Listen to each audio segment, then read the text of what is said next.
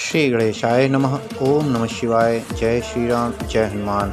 दोस्तों, आशा करता हूँ आप सभी लोग प्रभु की कृपा से कुशल होंगे। प्रभु श्री राम और हनुमान जी को नमन करते हुए 8वीं चौपाई को सुनते हैं और उसका अर्थ जानते हैं। लेकिन उससे पहले आप सभी से रिक्वेस्ट है, प्लीज़ सब्सक्राइब करना ना भूलें, जिससे कि सुंदरकांड जिसमें हनुमान जी के पराक्रम की कथा है आपकी कंटिन्यू की बनी रहे। चलिए तो सुनते हैं। तब तब बदन पैठी हूँ आई, सत्य कहाऊँ मोहि जान दे माई। कवनेहु जतन दे नहीं जाना, ग्रससी न मोहि कहु हनुमाना। इसका अर्थ है, तब हे माता, मैं आकर आपके मुंह में प्रवेश करूंगा। अभी तुम मुझे जाने दो, इसमें कुछ भी फर्क नहीं पड़ेगा।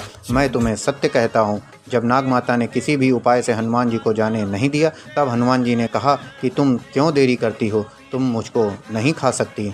जय श्री राम, जय हनुमान। धन्यवाद आप सभी।